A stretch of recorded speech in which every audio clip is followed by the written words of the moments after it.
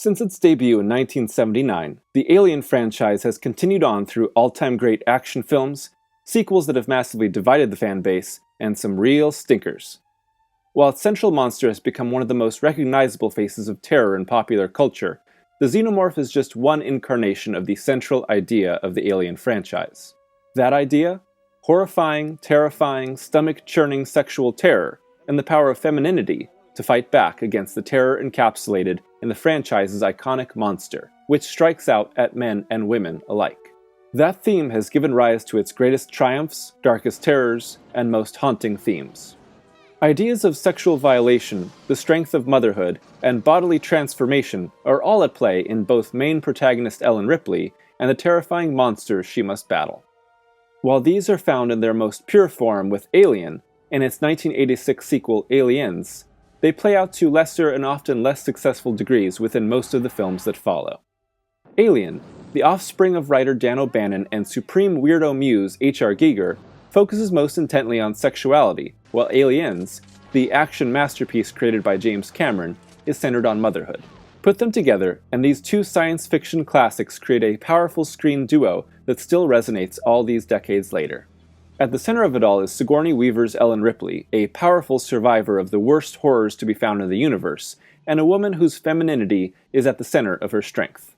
But it all starts with writer Dan O'Bannon's concept for Alien.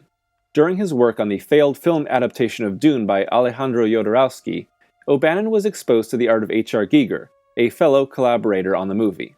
Giger's art centered most often on hauntingly sexual and alien imagery that was both terrifying and beautiful. It was this art that gave O'Bannon the inspiration for Star Beast, the script which would eventually become Alien. In that time, O'Bannon created the story of an alien monster that stowed aboard a space vessel by being implanted into a crew member. While the film would go through multiple rewrites, that central concept would remain in place.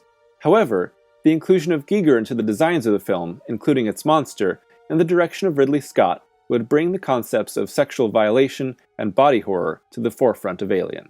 But wouldn't you know it, the entire roster of characters, including Ripley herself, was originally written genderless, with each cast according to the will of Scott and the producers.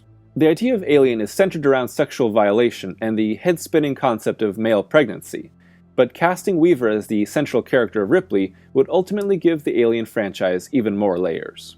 In execution, Alien plays quite similar to a classic haunted house film, trapping its protagonists in a massive yet inescapable location with an inscrutable monster that terrorizes and kills them one by one. But Alien has much more on its mind than simple thrills, even though these are executed with the utmost skill. The terror of the Xenomorph comes from the cold depths of outer space, but its introduction to the crew of the Nostromo space mining vessel is through vicious violation of crew member Kane. Born from one of the many leathery, slimy, massive eggs, a crawling, spider-like facehugger latches onto Kane's face. The creepy, crawly critter from parts unknown then rams a tube down poor Kane's throat and implants an egg within his body, without the crew fully understanding what has happened. It's only when the alien creature is birthed through violent, unnatural means, bursting forth from Kane's chest during breakfast in one of cinema's most evocative scenes, that the crew begins to understand what has truly happened. Most precisely, that they're screwed. The choice to make the victim of the Xenomorph male is absolutely crucial to both Alien and the franchise as a whole. This is a decision that subverts that overused horror trope of female victims, and instead places a male victim in the crosshairs of a nasty and deeply sexual attack. This is birth gone completely wrong. The underlying fears of having something unnatural and deadly growing inside us speaks to both female and male fears. Should the victim have been female, the true terror of the Xenomorph may have been seen as sexist, and therefore far less effective in its universal terror. Instead, it is grotesque and inhuman, forcing both character and viewer to reckon with its sexual terror. The remaining crew of the Nostromo is comprised of both men and women, and as they are slowly picked off, the sexuality of the monster rises to the forefront. Giger's design of the Xenomorph is highly phallic, with its long head being far from a coincidence. Not only that, but the facehugger has some, shall we say, rather feminine qualities. It's not an accident. Shrouded in darkness, only pieces of the creature are seen at any given time, increasing its mysterious nature and making the audience latch onto any detail possible. While future movies would reveal the creatures down to the last inch, the little-seen nature of the Xenomorph and Alien is perfect within its narrative focus. One of the great tricks of Alien is that the film's ultimate hero is not spelled out until the second half of the film. Each of its characters are relatable, human, and given fairly equal amounts of screen time, which makes the deaths and narrative trajectory far less predictable. While the franchise's history spells out that Ellen Ripley will be the star of the film, Scott's movie does not do that until the claustrophobic death of Captain Dallas. With the main male figure gone, Alien soon shifts its focus to another source of depraved sexuality, that of Science Officer Ash, who is revealed to be an android. His strange, inhuman attack on Ripley takes the form of an alien, broken sexuality. Ripley survives, and Ash is decapitated. But the themes are further reinforced. Ripley lives through Alien due to her wits and tenacity, often thinking ahead, making tough but ultimately correct decisions, and taking charge when needed. Her instincts are most often right while still being fallible, but she is most certainly at a disadvantage when it comes to actually fighting the creature itself. That vulnerability is heightened within the film's finale in its surprise mini-fourth act. Alone and with the creature possibly around any corner, Ripley is at her most vulnerable in Alien's conclusion. Given the sexuality of the xenomorph, the horrific possibilities loom large. Suddenly appearing from a gap in the wall, the xenomorph arrives like a peeping Tom with newfound agency against his victim, but Ripley works through her crushing terror, arming herself in the protective clothing of a spacesuit and definitively ending her terrorizer. While Ripley was not written with a man or woman in mind, actress Sigourney Weaver's casting is the linchpin in the long-term power of this franchise. Having Ripley be a woman actively pushes forward the idea that femininity is not a weakness in the face of such an aggressively sexual character, it is the power which is needed to defeat it. After all, the alien's sexual nature attacks both men and women in equal measure. The power of that femininity is most clearly addressed in writer and director James Cameron's sequel, Aliens. Picking up 50 years after the original, Aliens sees Ripley awoken from cryosleep after her escape pod wanders in space unseen. In that time, LV-426, the planet where the xenomorph was found, has been colonized by human settlers, and Ripley's daughter has passed away as an older woman. While the revelation concerning her daughter is only to be found in Cameron's director's cut of the film, it's a character moment that provides greater context to Ripley's journey within the sequel. She is no longer just a horror movie protagonist, she is a fully fleshed out character who is haunted by her past trauma and saddened by her losses. Heading to the colony on LV-426 with a group of colonial marines after all communication has been lost, Ripley soon finds herself looking after the only survivor of the massacre, a young girl named Newt. While saving a young girl is something that any hero would do in film, Ripley's motherly instincts are what propel her to do so and inform the vast majority of her actions throughout Aliens.